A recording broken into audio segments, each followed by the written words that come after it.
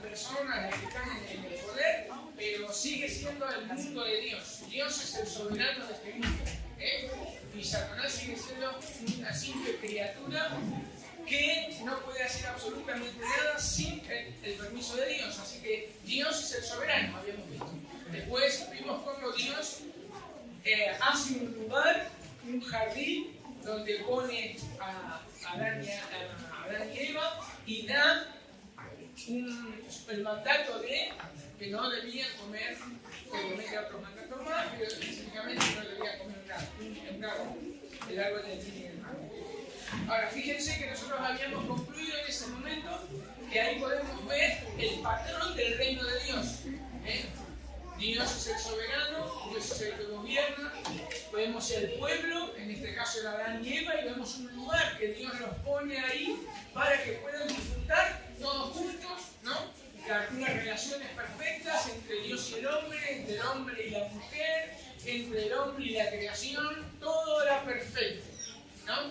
Entonces vemos el lugar de Dios, vemos el pueblo de Dios y vemos el gobierno de Dios, y eso lo vamos a ver a través de toda la Biblia. Pero cuando nos encontramos en el capítulo 3, así que bueno, vemos todo lo perfecto y ahora nos encontramos en el capítulo 3. ¿Qué pasa en el capítulo 3? Aparece un personaje nuevo.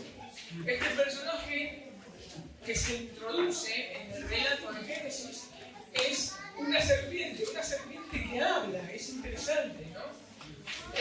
No vamos a estar hablando acerca de por qué la serpiente habla, pero acá el relato nos dice que esta serpiente era más astuta que todos los animales.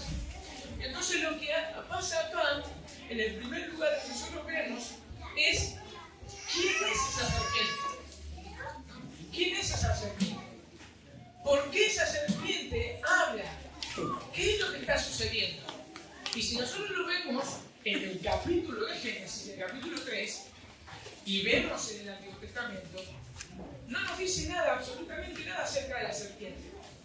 ¿Quién es ese personaje misterioso? Para eso, obviamente, nosotros, como tenemos toda la Biblia, nosotros podemos ir al Nuevo Testamento, ahí ustedes tienen sus pasajes. Yo no voy a estar leyéndolo para después ustedes si quieren lean los pasajes, así no se hace tan tarde. Pero nosotros para entender quién es esa serpiente, ese animal que habla, podemos ir, por ejemplo, ahí tienen ustedes Apocalipsis, tienen Juan, tienen Segunda de Corintios, y en esos capítulos, ¿qué es lo que nos dice la Biblia? ¿Quién es esa serpiente parlanchina? Satanás, el diablo, Satanás. Entonces, nosotros podemos recién en el Nuevo Testamento entender quién era ese personaje. Entonces, acá se introduce esta serpiente que habla y va a seducir a la mujer con una pregunta. Con una pregunta. Le introduce ahí a la mujer una duda. Esa duda va a ser crucial. Va a ser crucial. Dice, ¿qué dijo? ¿Cómo es que dice? Porque dijo Dios no deben comer. Y Dios, si nosotros vemos, Dios le había provisto absolutamente de todos los árboles del huerto para comer. Y este inteligente le pone una duda. ¿Así que Dios dijo esto? Entonces, ahí nosotros vemos el problema de que la mujer agarra y toma su propia conclusión. Y tiene que tomar una decisión. Pero antes de tomar la decisión, ella acepta esa pregunta que Satanás le hace, y entonces ella observa ese árbol, lo mira, ¿y qué dice el relato? Que no, que era bueno, era agradable. Entonces, fíjense cómo la trama de la argumentación de esta serpiente hace dudar a la mujer. Con que Dios dijo esto y esto y esto. Entonces ahí ahí la mujer dijo, también. Y mira, ¿y qué pasó? Pasó la tragedia más grande de la historia de la humanidad. La mira, lo observa y lo come y le da a su esposo. Es interesante si nosotros recordamos. Adán, como cabeza, ¿se acuerdan que hablábamos de cabeza? Porque él era el que ponía nombre tanto a los animales, tanto a la mujer, es una representación de ser cabeza. Él le había dado autoridad y Dios le había dado autoridad sobre todos los animales. ¿Qué hacía Adán que no estaba tomando la autoridad sobre ese animal? Así todo él dejó que esa serpiente se introduzca y permitió también que seduzca a su esposa, a su mujer. La cuestión acá es que ambos pecaron, desobedeciendo a Dios. Y eso fue lo trágico de que a partir de ese momento toda la creación cae, como vamos a estar viendo. Una de las cosas que nosotros entendemos es que Adán es cabeza federal de la humanidad. Por ejemplo, el presidente de la nación, nuestro presidente, vendría a ser el representante máximo de todo el pueblo argentino. Si al presidente de la nación se le ocurre hoy entrar en guerra, qué sé yo, con Chile, ya, aunque nosotros no estemos de acuerdo, si viene Chile y nos bombardea, nosotros somos argentinos.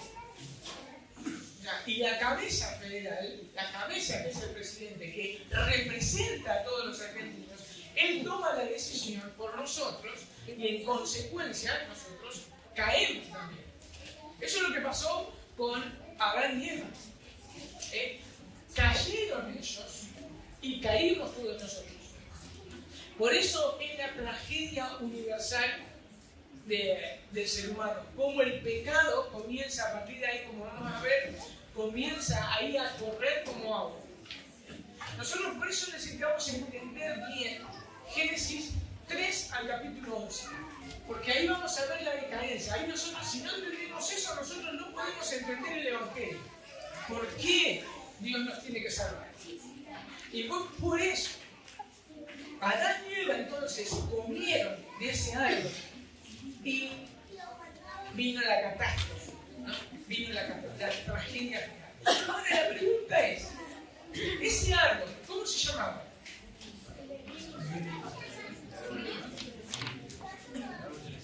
Y fíjense que cuando Satanás los tienta, ¿no? Le dice, ¿no? Obviamente, que se ve como Dios, sabiendo que el bien y el mal. La pregunta es, ¿está bien saber el bien y el mal o está mal saber el bien y el mal?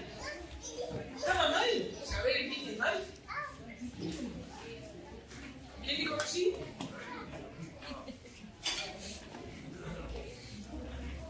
¿Por qué está mal? Porque esto es prohibido. Ajá, pero está en sí, ¿está mal saber el bien y el mal? Conocer, discernir que está bien y que está mal. De este lado no. Del lado después de él no. Porque a nosotros es importante saber hoy el bien y el mal. Seréis como Dios. Ahí está el tema. La desobediencia. Seréis como Dios, la desobediencia. Fíjense lo que dice acá un autor que yo le puse Scott. Dice, cuando se rechaza la palabra de Dios como medida de la verdad, el hombre se vuelve incapaz de distinguir entre lo verdadero y lo mentira. O sea, a ver si entendemos nosotros. Ellos sabían el bien y el mal. O sea, ¿por qué? Porque Dios le dijo, esto lo puedes hacer, esto lo puedes hacer. Punto. O sea, ellos conocían el bien y el mal. No es que entra después el conocimiento, después de la caída, el tema del bien y el mal. Ellos conocían, porque el que establece el bien y el mal era su gobernante, su Dios, quien dispuso lo que estaba bien y lo que estaba mal. Ellos podían comer absolutamente de todos los árboles. Eso era lo que tenía que ser. Estaba bien.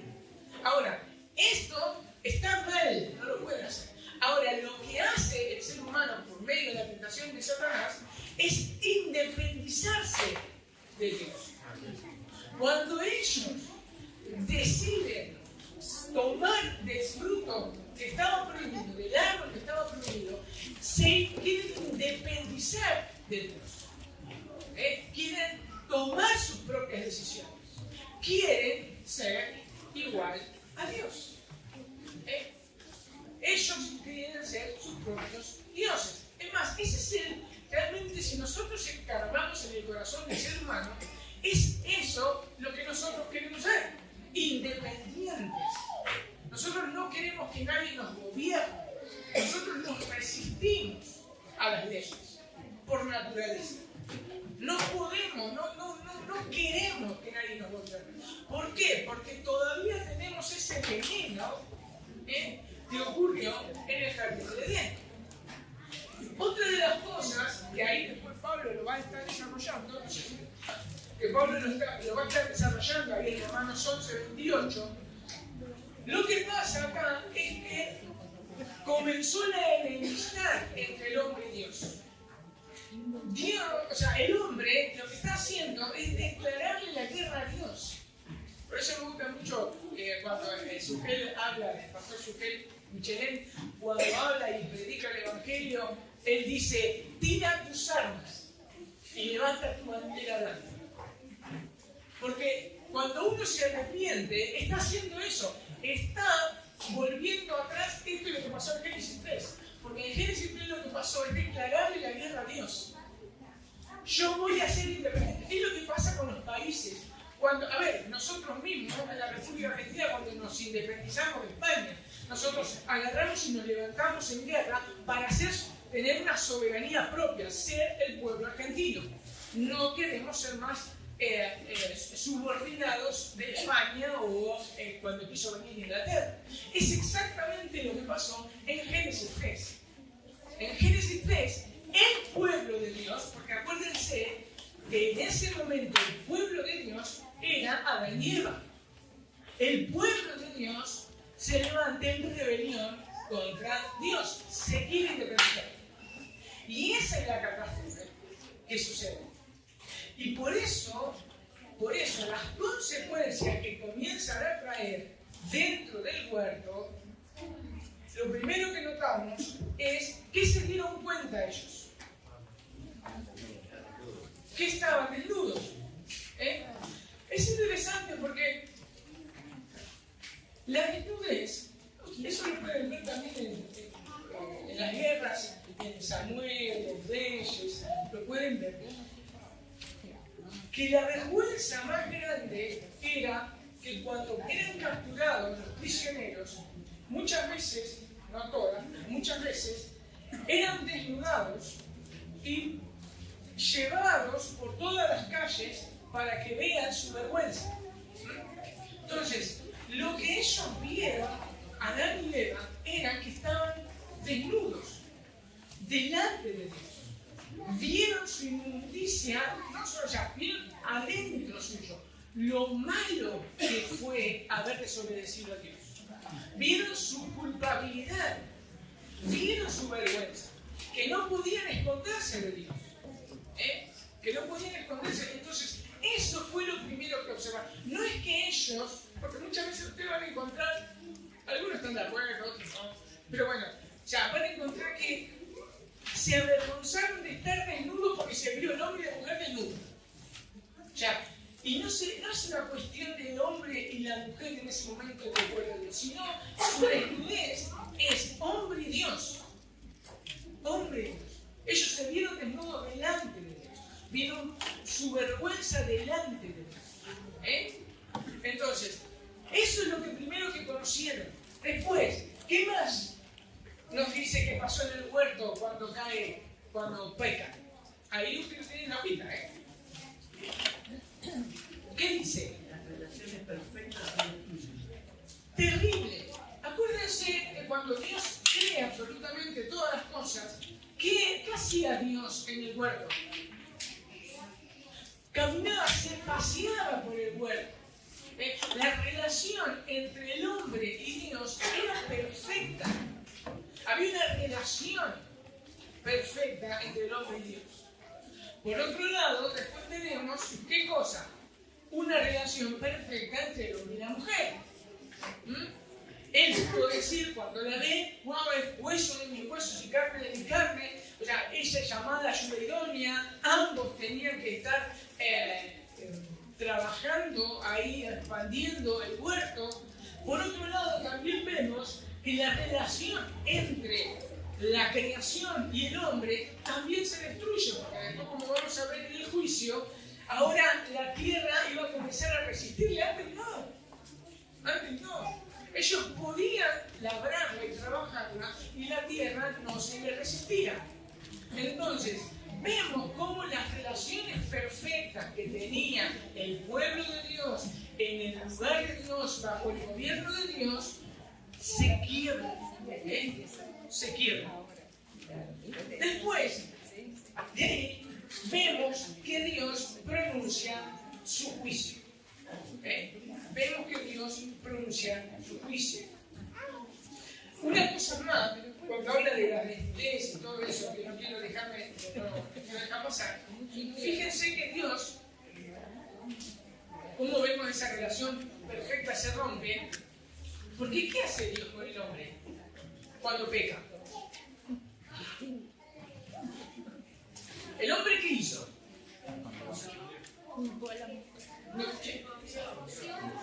No, pero ni cuando peca, bueno, sí, también se coció o coma, pero ¿qué hace el hombre cuando peca? Se escondió. ¿Se dan cuenta cómo la relación se rompió? Se escondió el hombre de Dios. Entonces, esa relación que tenía el hombre y Dios, perfecta, que podían hablar, que podían adorarlo a Dios perfectamente, ahora el hombre decide esconderse por su vergüenza, porque había desobedecido. Y Dios lo busca. Después ahora viene el juicio. El primer juicio que vemos nosotros es contra la serpiente. Ahí en Génesis 14:15, nosotros habíamos visto, creo que lo vimos, lo he dicho varias veces. O sea, nosotros vemos ahí cuando le declara a Dios que iba a ser destruida por la simiente de la mujer, por el hijo que le iban a hacer. Nosotros podemos saber, al ver ahí, como se le nombra, es el protoevangelio, o sea, la semilla del evangelio, Génesis 3:15. Podemos ver ahí cómo de eso se va desarrollando en todo el Antiguo Testamento y culmina con la venida de Cristo en la muerte de Jesús cuando aplasta la cabeza de la serpiente. Entonces, el primer juicio es hacia Satanás, que ya le declara en ese momento su muerte, también su juicio. Ya, y a partir de en Génesis 3, ya la condena de Satanás está sobre su cabeza, que todavía no sea ejecutada, porque eso lo vamos a ver al final cuando el Señor Jesús venga por segunda vez y sea lanzado en el lago de fuego, pero su condena está en su cabeza. Es como cualquier prisionero. Su condena, acá no se practica, pero en Estados Unidos, que hay estados que se practica la pena de muerte, no es que el reo es ejecutado en el momento que se le anuncia la sentencia. El reo es sentenciado a muerte y llevado a prisión. De ahí a que muera, pueden pasar días, semanas o si quieren años. Pero él ya está muerto. Él ya está muerto. Porque no hay vuelta atrás. Eso es lo que Dios le declara a la serpiente. La condena de su muerte. Entonces, él sabe de ese momento que ella está vencido. Ella está vencida. Después, por otro lado, nosotros vemos que va el juicio contra la mujer. Fíjense cuando hablamos de las relaciones perfectas, que me olvidaba. ¿Cómo se echan las culpas unos a otros? ¿Se acuerdan? Cuando Dios les pregunta, ¿quién te dijo esto? Ah, la mujer que me diste. Ah, la mujer. Ah, la serpiente me engañó. O sea, la culpa es de Dios. Porque Abraham le dijo, la mujer que me diste. O sea, la culpa fue tuya por darme esa mujer. Y el otro, la serpiente. Pero fíjense cómo se rompió esa relación. Ahora, cuando Dios enjuicia a la mujer, le dice que iba a multiplicar su dolor en el parto, etcétera, etcétera, etcétera. Y después viene el juicio contra el hombre. Y es interesante porque cuando Dios enjuicia al hombre, fíjense la responsabilidad del varón que le dice: Dios, por culpa tuya, la tierra será maldita.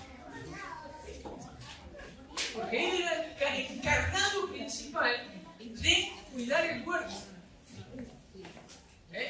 Entonces, por culpa tuya la tierra va a ser maldita. Le dice Dios. Y no solamente eso, ¿qué le dice Dios? Le dice que cuando él trabaje y la labre y todo, la tierra se resistirá y traerá espinos y cardos. Y ahí vemos nuevamente cómo la relación entre la tierra y el hombre se quebraron. Antes la tierra no se resistía. Ahora, por causa del pecado y por causa del juicio de Dios, ya ahora la tierra se resiste. Hay un ejemplo bárbaro que también lo habla de Ezequiel, que lo vemos siempre. Y todos aquellos yo no lo tengo, pero aún tengo macetas y me pasa. Pero, ¿qué pasa con el pasto? No lo cuidan y sale maleza. Por más que quieran poner césped, planten césped, siempre la maleza va a salir. Siempre. Porque la tierra sigue resistiéndose. Sigue resistiéndose. Y van a querer plantar como nosotros queremos plantar, y nosotros tenemos un patio de 2x2, todo cerrado, y todas las enfermedades, aquí por haber de Bahía Blanca, se iban a nuestro patio. Entonces, la tierra se resiste. Hay un juicio, hay un juicio. Entonces vemos, ¿qué pasa ahora en ese huerto perfecto? Todo se desbarata. Todo se desbarata. La relación con Dios se quiebra, la relación entre el hombre y la mujer se quiebra, la relación de la tierra con el hombre se quiebra, y finalmente, obviamente antes de expulsarlos, Dios había declarado algo en el momento que ellos comieran del árbol. Exacto, iban a morir. Iban a morir. Ahora, ¿qué pasó que no murieron? ¿Dios mintió? ¿Qué es morir? Estar separado. O sea, muchos hablan de eso mismo, o sea, morir espiritualmente. Obviamente hay una muerte espiritual, pero también está lo físico. Es exactamente lo mismo que yo les decía con el río de muerte. En sí, literalmente, el texto habla de la siguiente manera.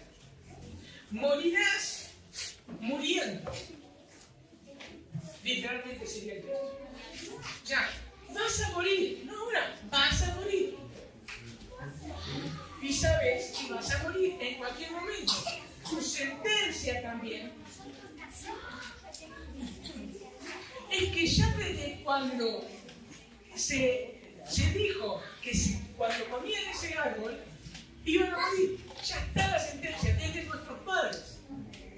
Está la sentencia de muerte a toda la humanidad. Entonces, ahí cuando Dios agarra y decide echarnos del jardín. Echarnos del jardín. Del lugar de Dios. Donde había una comunión perfecta. Donde Dios se comunicaba perfectamente. Que después que nosotros lo vamos a estar viendo en el Antiguo Testamento, que vamos a ver que Dios va a escoger otro lugar para estar con su pueblo, que va a ser el tabernáculo, donde va a estar su presencia, y ahí podían comunicarse con Dios y van a tener una relación. Bien, esta hora, acá, donde estaba en el puerto, desaparece, los echa, y para que no vuelvan, Dios pone un querubín y una espada que no lo dejaba pasar. Entonces, vemos que las consecuencias fueron desastrosas. Después vemos nosotros las consecuencias fuera del huerto. Las consecuencias fuera del huerto. Cuando nos encontramos nosotros en el capítulo 4, nosotros vemos ahí el primer fratricidio. Caín mata a Abel. Es interesante porque nosotros tenemos que seguir con el relato de Génesis. Dios había, en el juicio que le hace Dios a la serpiente, hay una promesa. Tenía que nacer una simiente que iba a aplastarle la cabeza, iba a terminar con eso que había pasado. Adán iba a tener 2 hijos. Uno de los hijos, y sobre todo el primogénito, Caín, que en teoría él era el representante que iba a matar a la serpiente, porque era el primogénito, hace algo que no debía hacer, mata a su hermano. Y es como que se termina el plan de Dios. ¿Quién va a ser la simiente que va a aplastar la cabeza? Pero bueno, Dios hace nacer después a otro, hacer. Pero fíjense cómo el pecado se va arrastrando y Caín mata a Abel. Después de Caín le nace a alguien que hay un poema ahí que es Lamec. Lamec hace un poema que él es más grande que Caín y él va a matar más que a Caín y él era muy orgulloso y sobre todas las cosas, ¿qué es lo que vemos también de Lamec? El orgullo, pero él ¿qué hace? Adán y Eva, ¿cuántos eran? ¿Con cuántas personas se puede casar una persona? Con una. ¿Y Lamec qué es lo que hace? Ya comienza la poligamia. Comienza ahí en ese momento la poligamia. Desobedece de tal manera que no solamente es un asesino orgulloso, sino también ya él rompe todas las reglas y comienza a casarse y ya tiene más de una mujer. Lamec, entonces, ahora vemos que la maldad es la figura que nos lleva a que la maldad de la humanidad va creciendo. El pecado que comenzó con una tentación y fue ejecutado por tomar y desobedecer a Dios, ahora ese pecadito que muchos lo toman, comienza a dar su fruto y vemos Caín matando a Abel, Lamec siendo un asesino, polígamo y un montón de cosas más. Vemos que comienza a crecer fuera del huerto. Después hay algo interesante en el capítulo 5, cómo la muerte pasa a todos los hombres.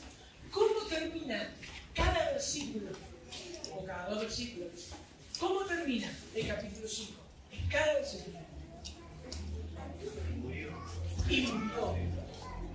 Engendró y murió. Engendró y murió. Ahí se están dando cuenta que el juicio de Dios era real. Las personas morían. Todavía no. Ya me estaba yendo. Pero también, eso es para otro tema, pero también es discutible. Cuando hay una después de Noé, hay que se bajan las edades, pero también es discutible. Pero bueno, eso es tema de otro. Bien, entonces vemos que ahí comenzamos a ver cómo la muerte pasó absolutamente a todos los hombres. Vemos cómo Dios realmente estaba ejecutando su juicio. Su juicio. Después nosotros nos encontramos ahí en Génesis 6. En Génesis 6. Nosotros, ¿qué vemos ahí en Génesis 6? ¿Qué recuerdan de Génesis 6? La maldad multiplicada. La maldad multiplicada. Vemos uno de los grandes juicios de Dios. El diluvio. ¿No? El diluvio lo vemos ahí. Cómo Dios mata absolutamente a toda la humanidad. O si quieren leer el 5 al 7. ¿Quién lo quiere leer? Murió Jehová de la maldad de los hombres era mucho en la tierra, y que todo designio de los pensamientos de los corazones de ellos era de continuo solamente el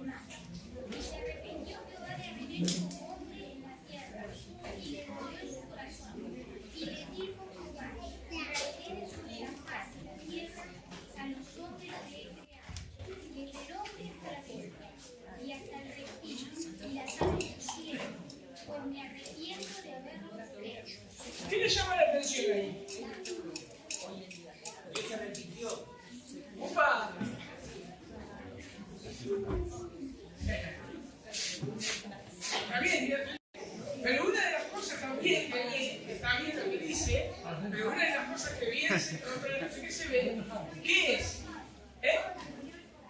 Bueno, también le dolió el corazón, que también lo vamos a ver. Pero, ¿qué es lo que ve Dios y qué dice? Perdón, dice el relato. Exacto. La maldad de los hombres era, ¿qué cosa? Grande, de continuo era. Era grande. Fíjense cómo le decía, cómo en el comienzo fue el pecado, o sea, de desobediencia, cómo fue acrecentándose, no solamente dentro del huerto, sino fuera del huerto, se fue acrecentando, hasta que llegamos a Génesis 6, y Dios dice que la maldad del hombre es continuamente malo. Y Dios tiene que ejercer juicio en ese momento. Un juicio que iba a destituir, porque dice el texto que va a raer. Obviamente que Dios tiene gracia de Noé y su familia y permite construir el arca. Ahí entra Noé y su familia, algunos animales, pero el juicio viene y se ejecuta. Después, no me olvidé el tema de la arrepentimiento de Dios, No me olvidé. Ahora voy a contar después, porque no va acá, pero después se lo voy a contar el tema del arrepentimiento de Dios. Después, ¿qué tenemos después del diluvio? Después del diluvio, cuando Noé baja del arca, ¿qué hace Noé y bien baja del arca? Un altar y adora a Dios. Y el texto que nos dice que Dios sintió olor grato. Olor grato. Nosotros eso lo podemos ver también en Romanos 12, cómo habla del sacrificio vivo, que es olor grato a Dios, o el sacrificio de Jesús, que es olor grato, agradable a Dios. ¿Por qué es eso? Obviamente que el sacrificio es algo que aplaca la ira de Dios. Alguien, una víctima, está pagando el precio del juicio de Dios. Hay sangre derramada. Entonces Dios se agrada de eso. Y cuando Noé, obviamente, hace todo la adoración, todo, ¿qué dice el texto? Yo creo que lo tienen ahí, ¿no?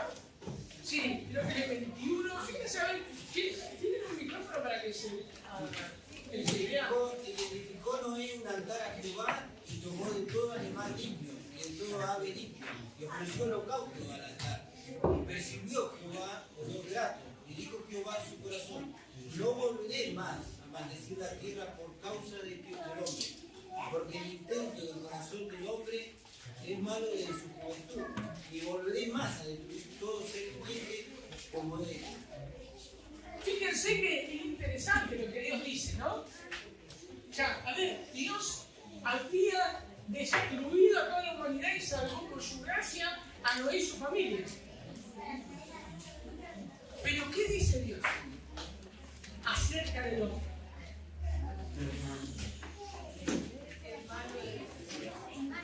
El corazón, su corazón es malo desde el punto. Nosotros lo podemos ver ahí, primero, obviamente, que Noé no fue mejor que todos los demás, porque Dios le está diciendo ahí, su corazón es malo en su juventud. O sea, que acá nosotros lo que vemos, podemos seguir viendo, es la consecuencia trágica del pecado. El pecado, por más que Dios en ese momento enjuició a toda la humanidad, no terminó con el pecado. Porque el pecado está arraigado en el corazón del ser humano. ¿Se dan cuenta? Es trágico lo que pasó. Es trágico. Es tan trágico que nosotros, acuérdense, no podemos perder de vista la promesa, que fíjense cómo Dios sigue sosteniendo su promesa, como vamos a ver en un rato, es que Dios tiene que siempre reservar a alguien para cumplir esa promesa, como vamos a ver. Entonces, una vez que Dios declara eso, y dice al humano, no iba a traer más a la humanidad por causa de su pecado que ya está enquistado en su corazón. Y eso siguió pasando los años, vemos nuevamente el pecado como se presenta. ¿Qué fue lo que pasó después del diluvio? Se tienen en su boquita, Se construyeron la torre. Exacto, la Torre de Babel. La Torre de Babel. Que después, cuando nosotros veamos a Abraham, vamos a ver ahí unas diferencias o unas comparaciones. Ahora se lo voy a decir. El ser humano, cuando siguió creciendo, siguió multiplicándose y la maldad siguió multiplicándose, tenían un objetivo en común. Ellos querían hacerse ¿qué cosa? Un nombre, que querían tener un lugar y querían ser su propio Dios, su propio gobernante. Fíjense que nuevamente, o sea, ahora, ante el huerto, tenemos el lugar de Dios, Dios como gobernante y su pueblo disfrutando de las bendiciones de Dios, de estar con Dios, estaba perfecto. Cuando quebrantan eso, que quieren ser independientes, quieren ser sus propios gobernantes, ahora vemos realmente en la Torre de Babel cómo ellos quieren tener un lugar propio, un gobierno propio y ser un pueblo con renombre. Que eso después lo vamos a ver, no sé si empezó a capítulo, cómo esa es la promesa que Dios le hace a Abraham. Entonces, vemos acá que el hombre, el pecado del hombre es vivir independientemente de Dios. No quiere ser el pueblo de Dios. No quiere ser el pueblo de Dios. Entonces, Dios lo que hace, emite un juicio, esta vez no lo destruye, y ¿qué pasa? ¿Cuál es el juicio que hace? ¿Cómo? Confunde las lenguas. Confunde las lenguas, entonces nadie se podía entender y cada uno se tuvo que ir. Y así frenó. Cosa que después vamos a ver nosotros, que recién en Pentecostés, cuando Dios bautiza a las personas y comienza ahí a hablar en lenguas, se revierte lo que pasó en Génesis, ahí en Babel. Babel Dios confunde, y acá cuando el pueblo, cuando el Espíritu Santo comienza a unificar, o sea que se cumple la promesa de Ezequiel, Jeremías, Isaías, que habla de que van a ser bautizados ya con el Espíritu Santo, ahí se revierte porque comienzan a hablar las lenguas y todos se entendían. Si ustedes se acuerdan, ¿qué decían los que estaban ahí? Nos estamos escuchando en nuestras propias lenguas. Entendían el lenguaje de Dios, cómo adoraban a Dios, el pueblo de Dios. Y todos lo escuchaban. Después eso lo vamos a ver en el Nuevo Testamento, cómo eso se revierte. Pero para ir viendo que cada cosa que nosotros estamos viendo hasta acá, nada es al azar. Todo tiene un hilo. Babel no es que, Babel se construyó la lengua y está la torre ahí media torcida como el dibujito.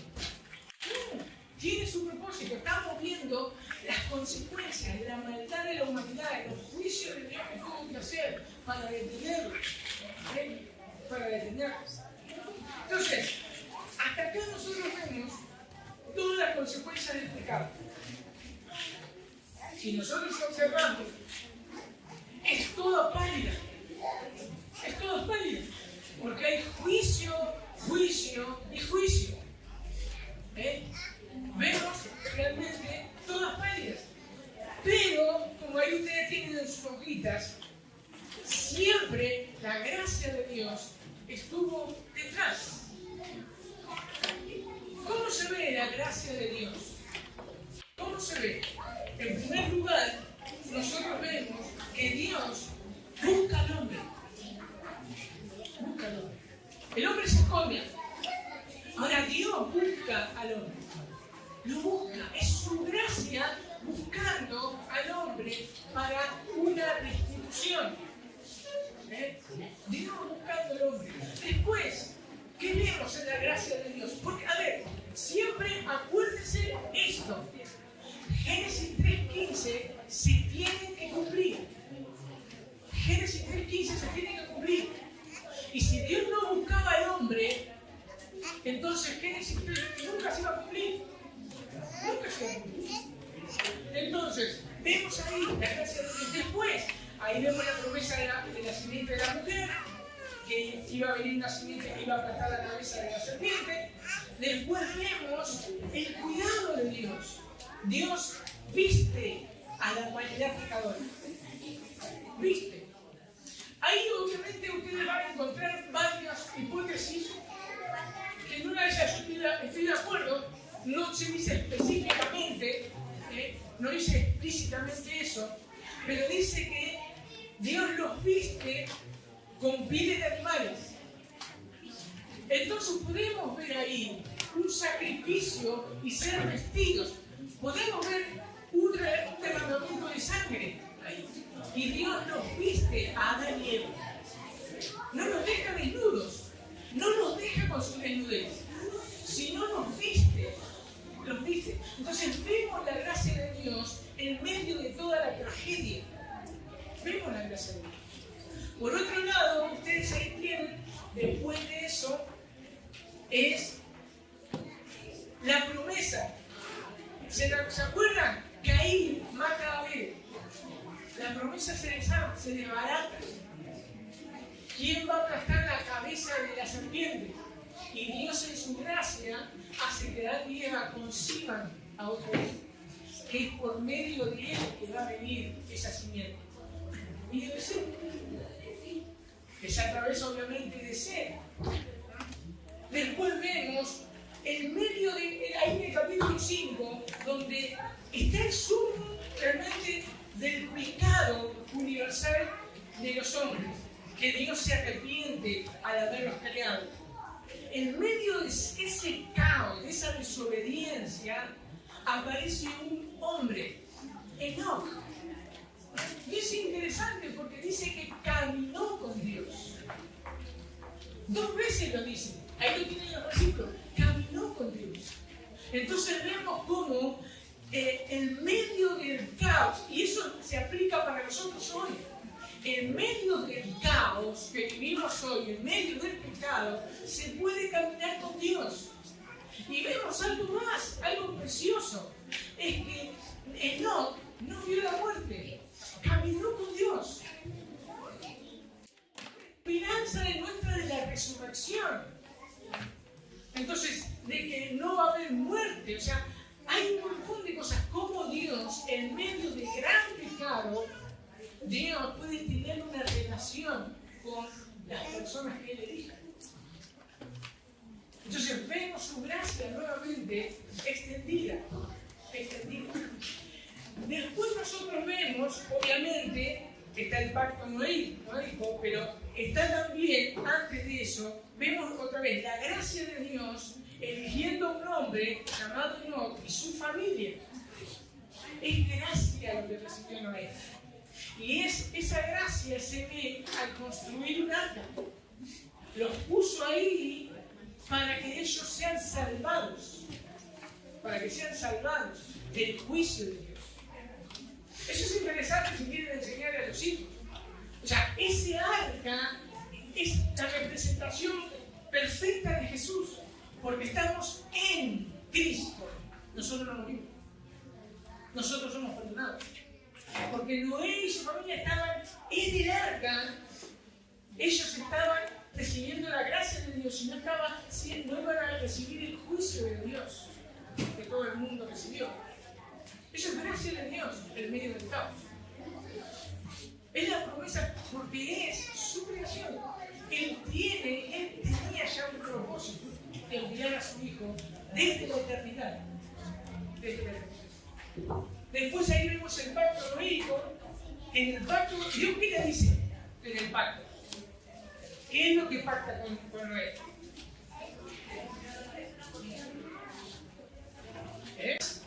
La humanidad. Pero dice solamente que no va a destruir la humanidad nunca más. ¿O qué? ¿Cómo dice? Por agua. No va a destruir nunca más la humanidad por agua. Acá vemos, es interesante también, para que después lo puedan seguir investigando, que acá vemos una destrucción y una reconstrucción. El mundo que se conocía fue de cuando Jesús venga por segunda vez, va a haber una destrucción, por fuego va a ser destruido, pero va a haber una nueva creación, donde el pueblo de Dios va a poder disfrutar su gloria eterna. Entonces, Dios dice, no los voy a destruir más. No los voy a destruir más. La gracia de Dios. Y por último, nosotros debemos cumplir ese pacto. Cuando en Babel quieren independizarse, seguir independizados de Dios, Dios no les mandó el diluvio. Simplemente cumplió su pacto y confundió su letra. Entonces, vemos cómo en medio de esa tragedia, la gracia de Dios siempre estuvo presente. Hay otra cosa más ahí. Hay otra cosa más ahí que no lo noté. Cuando Dios salva a Noé,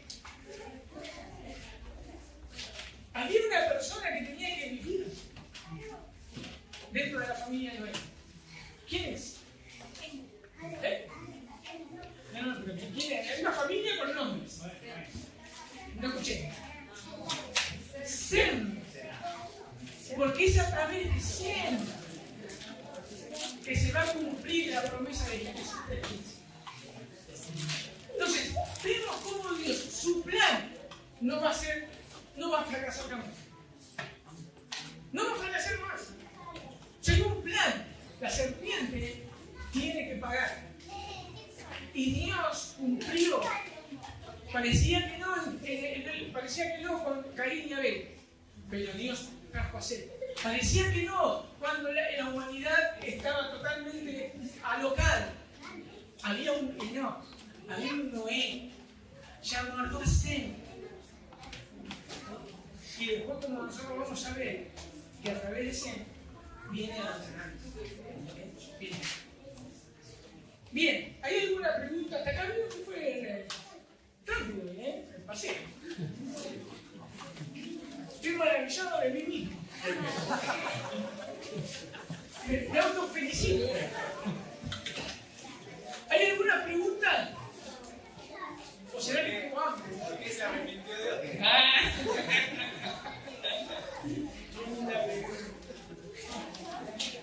¿Qué les parece a ustedes? ¿Se arrepintió Dios? Fue como una expresión de verdad. Es como una...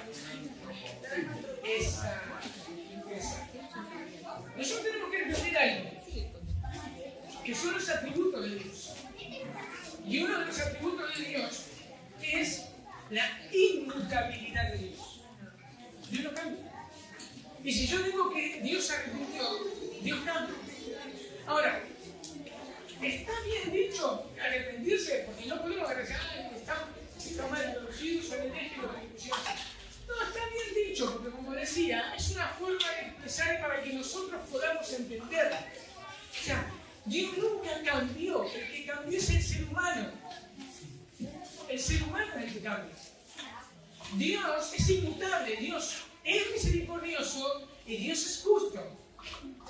Pasó con Adán y Eva. Él muestra su misericordia, su amor, su gracia, todo ahí en el huerto, le da absolutamente todo, pero le dice, el día que comas, vas a morir. Y el día que comió, se cumplió. Ahí no se le puso a Dios que se dolió o se arrepintió. Pero sí, en los capítulos 6, ahí sí se le pone que se dolió el corazón o se arrepintió. Pero acá el problema es el pecado del hombre. Dios estaba ejecutando su juicio, su justicia. El que cambió es el hombre, no Dios. No Dios. Lo que sí podemos ver es que, porque tampoco podemos decirle, se dolió en el corazón. Porque también nosotros, si no estamos poniendo en un corazón a Dios, y Dios es espíritu. Lo que nos está mostrando es que la indignidad, la ira de Dios es manifestada. Dios se indignó otra vez del hombre, porque el hombre lo desobedece. Entonces Él tiene que ejecutar su juicio. Eso es lo que está hablando ahí acerca del arrepentimiento. Porque arrepentirse quiere decir que yo estoy yendo para allá, pego la vuelta y me voy para allá. Y Dios no cambia de planes. Él es justo, le está aplicando justicia. Porque el hombre es el que se ejecuta. ¿Se entiende? ¿Queda alguna duda? Claro, el pecado entristeció a Dios porque Él es justo. Por eso es justo y santo.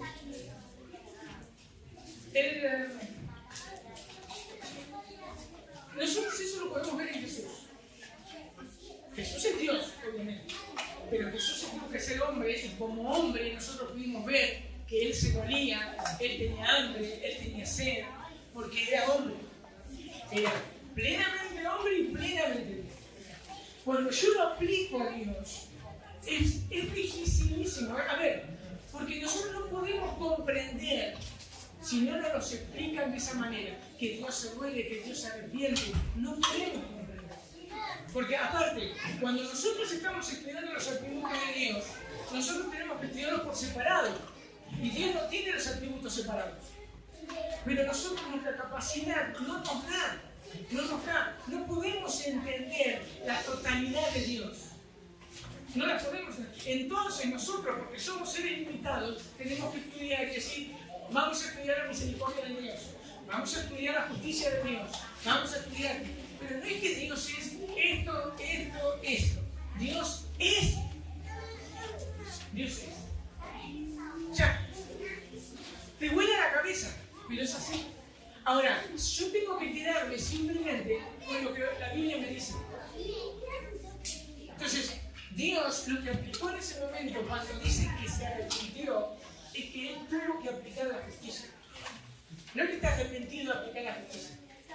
Él se ve ahí como un Dios justo. Y ve cómo nuevamente el hombre le desobedece. Eso lo vamos a ver después en la cruz.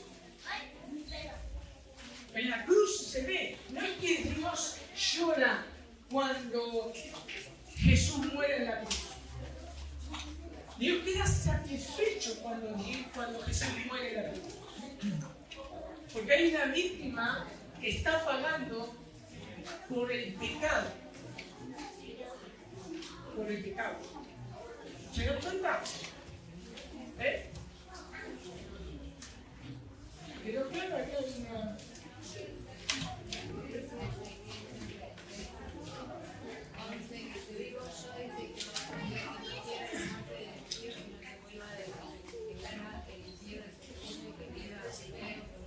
Exacto.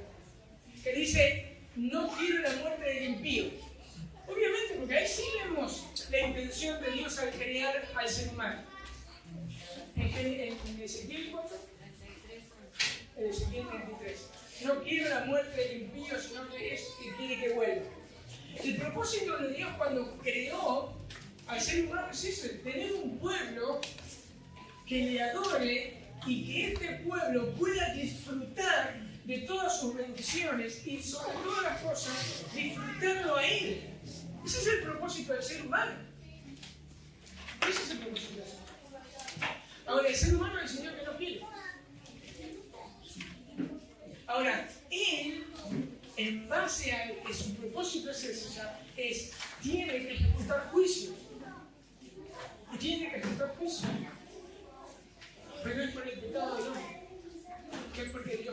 obedecer.